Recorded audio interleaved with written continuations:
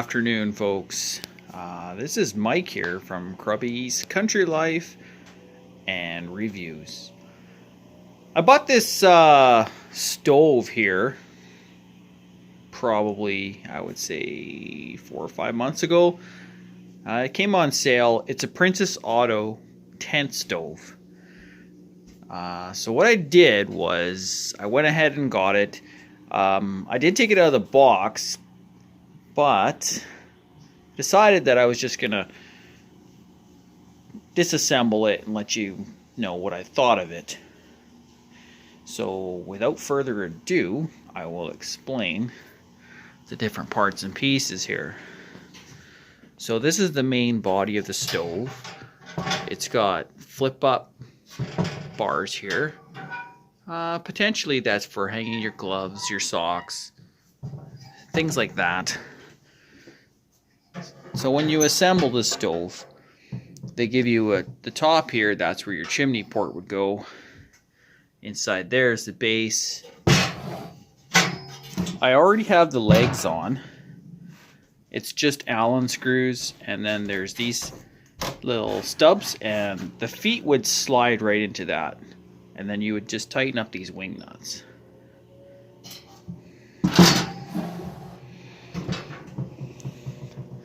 Comes with a pretty basic looking door. You know, this slides for air. When I got it, it was very sloppy, so I actually just went ahead and just tightened that little screw there, and that smartened that up pretty fast. This here would be your rain cap. It's not really good for a spark arrestor. So what I'm thinking I'm going to do with this, if I'm in a condition where I'm using this tent stove, and then the potential is for the debris to come up the chimney from being pushed up through the hot air, you want it to stop here. So I'm going to cover this probably with a mesh, and then probably put a hose clamp on it or something to stop that. This here is the chimney stub. It comes with 4 screws. Pretty self-explanatory. These are the chimney ends.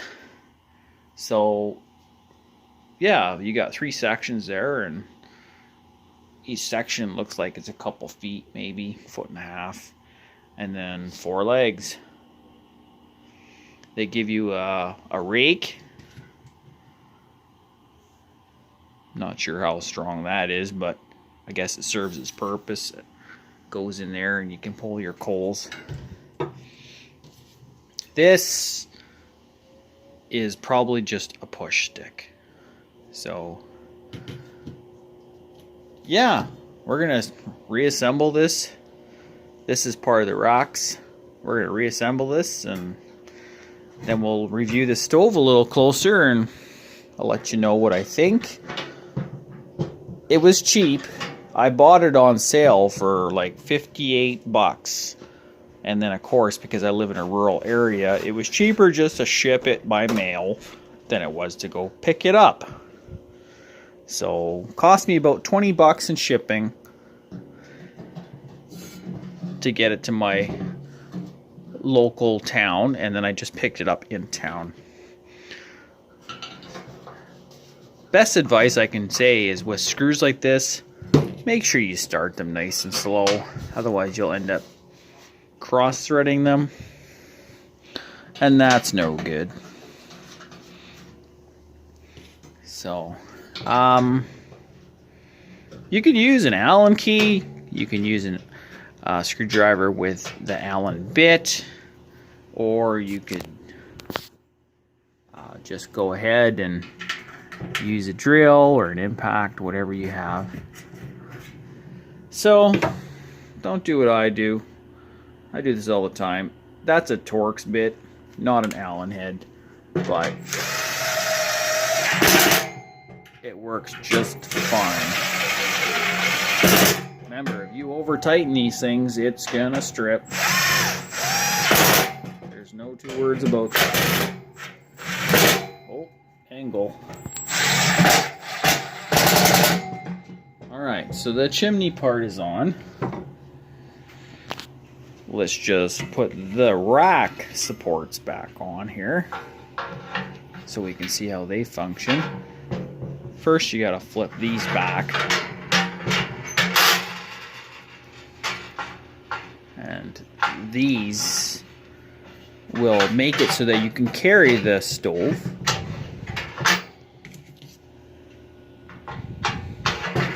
So they pop on really easy.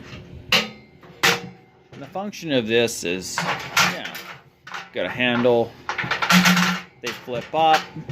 You can cook on here if you like with even a cast iron pan.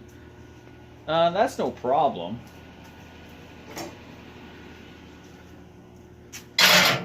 Demonstrate, I got one right here. Pops on there, sits on there, actually fairly secure. And this pan's not a massive one.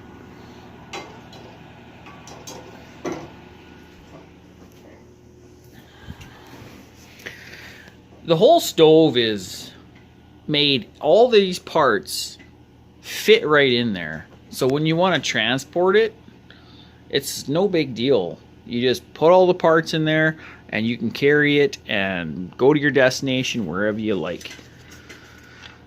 The door, that goes on really easy.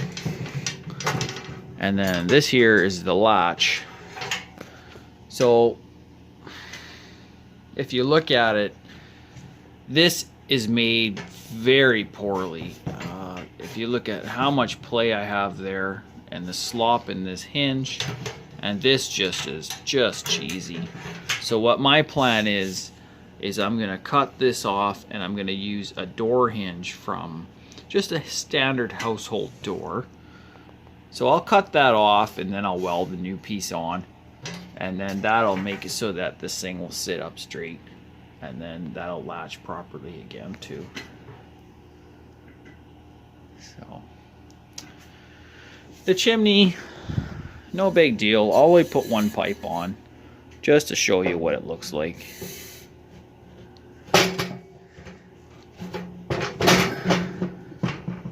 Uh-oh, apparently I'm missing a part, and I think that's in the shop outside. We're back.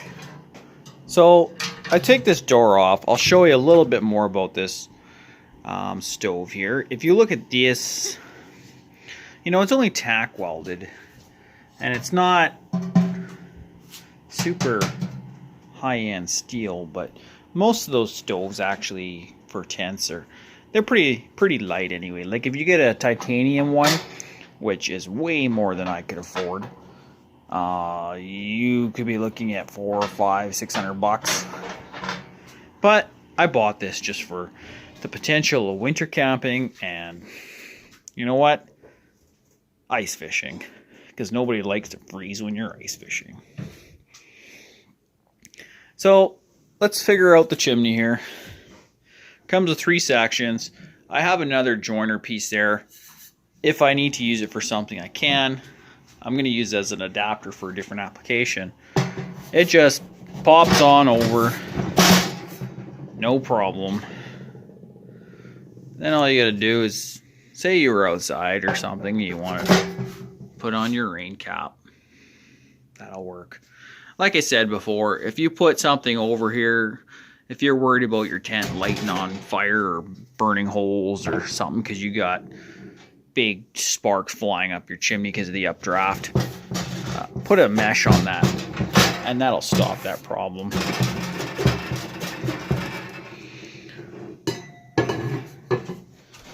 So let's just put on the legs, and then I'll pop it onto the floor, and then you can kind of see what we're looking at. Like I said before, I already had those attached. These just pop right in there, and you just tighten them down. Traditionally, a 3-legged stove really actually is usually more stable than a 4-legged stove, which is kind of strange, but it balances on the 3 points.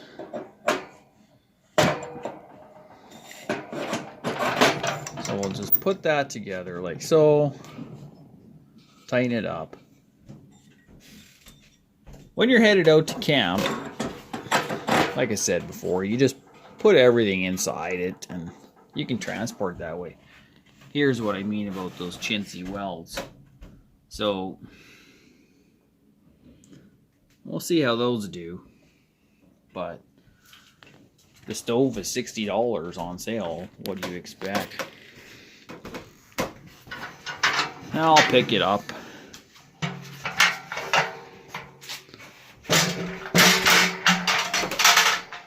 Put it on its feet. Stands a fair distance off of the ground. So, if you're in a tent, you should put maybe something underneath it, like a fire-resistant mat or something like that. Let's put this back on. Here comes the sloppy stove door again. So like I said before, I'm gonna fix that. I don't like it.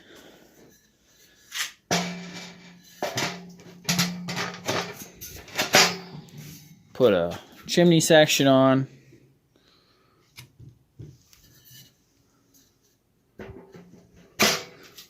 Another one on. And another one on. And then you can put your cap on. And there you have it. One tent stove. Don't forget your rake for your coals. Itself, I'd recommend maybe putting something. There's nothing in the bottom here. It's just round. If you want to save your base of your floor, I recommend putting like some expanded metal in there or something so that the logs will actually sit on rather than actually just sitting on the steel. Because we all know that if you are burning on this, it's only going to last so long and then the floor is going to fall out. But we do recommend this paint here. I don't think it's probably very good for your lungs. So doing a pre-burn before you put it in your stove would be an awesome idea, which we are going to do. And then we'll go ahead and we'll do that on another video. But I do want to show you one neat feature. I made an ammo can stove. I'll show you that in just a second here. So this is a project I made last year when I was a little on the bored side. And then I decided that I was going to make a little tent stove. So lots of people are using ammo cans, and I thought, well, maybe I could do the same thing. I would just use my own touch. So I made a door, and then I used these. These are hangers, just from garden planters. Put some handles on it. I put a plate on here so that I could cook on it on the surface. But finding out from my Princess Auto Woodstove here that the chimney sections technically fit on upside down. So of course that's not going to fit. But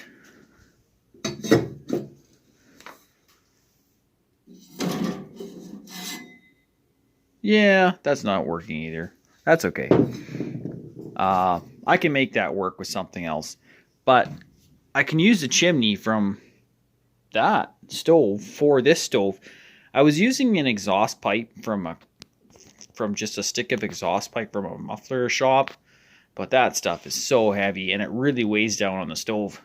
And when I heat it up, it was hard to take off. So I will try that. This thing here also has a lid, and then you can just flip it up and then it opens. This is what the inside is. This is a baffle I made for the chimney. It's just a piece of metal welded on. Nothing too fancy. I ordered stove rope off of Amazon, and then I took the rubber gasket out, and then I just put that in with high temp silicone. And in the bottom it's just a grate where it holds the material. But it will heat up a small ice fishing shelter and keep you nice and toasty. Used it last winter with a friend of mine, and we had a really good social time together fishing. And then, yeah, we used the stove, and that's what I'm using as air holes. That didn't work 100% because I put it too low, but we can modify that another day. But I do recommend, if you are going to make one, use steel rivets. Aluminum ones will get too soft and usually let go. That's all, folks, for today. Hope you have an awesome day. Future videos, keep in mind, keep in tune, like and share. In future videos, we'll do a burn. We'll do a burn primarily on this one to get the paint off, and then we'll modify it. Have a good day. Thank you for watching.